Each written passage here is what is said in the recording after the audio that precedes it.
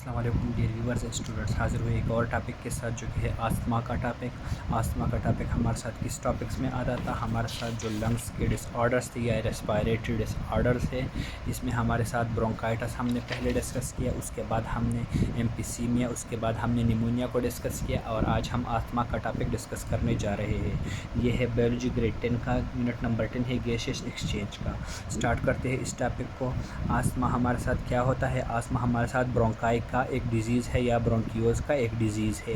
Bronchi और bronchioles हमने discuss किए थे कि लंग जो है, लंग का आखिरी पार्ट हमारे साथ ब्रोंकाई या ब्रोंक्यूल्स होता है।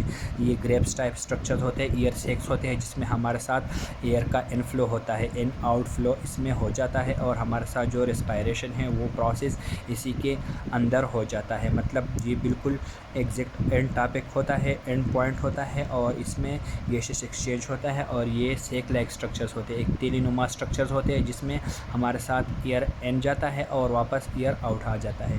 तो ये हमारे साथ आस्थमा जो है ये ब्रोंकाई का मेन डिजीज़ है और इसमें क्या हो जाता है, इसमें हमारे साथ जो ब्रोंकाई या ब्रोंक्यूल्स है उनके जो इनर वॉल्स है वो स्वेल कर जाते हैं और एयर पैसेज के लिए या एयर कंटेनिंग के लिए हमारे साथ क्या हो जाता है, इसमें थोड़ी सी जगह रह जाती है, जिसकी वजह से हमारे साथ शॉर्टनेस ऑफ ब्रीथ आ जाता है। हमारे साथ जो वीजिंग इफ़ेक्ट होते हैं, मतलब बंदे वेसल्स वगैरह करता है, थोड़ा सा चल ले तो उसका सांस फूल जाता है, उसके वो सीटियों सी आवाज़ें निकल जाती है, कफिंग आ जाता है उसमें और उसमें चेस्ट के भी प्रॉब्लम्स आ जाते हैं। तो इसके फिर हम क्या काजेज़ डिस्कस करेंगे, इसके काजेज़ क्या हैं, इसके एलर्जीज़ क्या है, मतलब किस किस चीज़ से ये हो जाती है और इसके बाद हम ये डिस्कस करेंगे कि इसकी ट्रीटमेंट क्या है। तो स्टार्ट करते हैं आस्थमा का topic. Asthma is an inflammation, ये हमारे साथ क्या है, इन्फ्लेमेशन है। इन्फ्लेमेशन क्या बोलते हैं? स्वेलिंग को। स्वेलिंग मतलब फूल जाना। In the walls of bronchi और एंड ब्रोंक्यूल्स, जो ब्रोंकाई या ब्रोंक्यूल्स हैं उनके वॉल्स क्या कर जाते हैं, स्वेल कर जाते हैं, फूल जाते हैं। During an attack of asthma the walls of bronchi and bronchioles swells and there inner passage is reduce. मैंने आप लोगों को पहले बता दिया कि आस्थमा के अटैक के दौरान क्या हो जाता है, वॉल्स ऑफ ब्रोंकाई या ब्रोंक्यूल के वॉल जो होते हैं वो स्वेल कर जाते हैं, वो फूल जाते हैं और उनके लिए इनर पैसेज जो होता है वो रिड्यूस कर जाता है। जैसे लेट्स से ये हमारे साथ एक ब्रोंकाई को हमने खोल दिया है, तो इसमें हमारे साथ ये ईयर सेक है, इसका हमने सेक्शन लिया है, तो इसका इनर जो है ये स्वेल कर जाता है। तो यहाँ पे ये जो एक पाइप सी मिसाल है इसकी, तो यहाँ पे जो ईयर पैसेज होता है वो कम हो जाता है क्योंकि स्वेल कर जाते हैं और इनर ईयर के लिए हवा के जो रास्ता होता है वो कम हो जाता है, कम पड़ जाता है। तो क्या हो जाता है, the walls of bronchi and bronchioles swells in their inner passage is reduced, it results in shortness of breath. इससे क्या हो जाता है कि सांस जो होती है उसका शॉर्टनेस आ जाता है।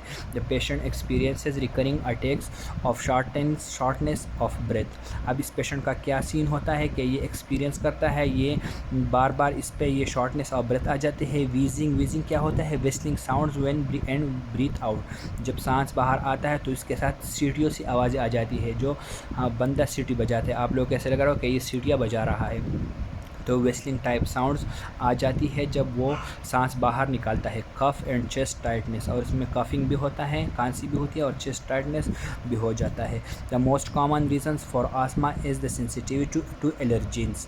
एलर्जीन्स को सेंसिटिविटी, मतलब एलर्जीन्स को कुछ बंदे सेंसिटिव होते हैं। एलर्जीन्स क्या क्या आते हैं, एलर्जी काजिंग फैक्टर्स ई.जी. पोलेंस होते हैं, कोड होता है, स्मोक होता है and other chemicals in the year, और दूसरे केमिकल्स ईयर में।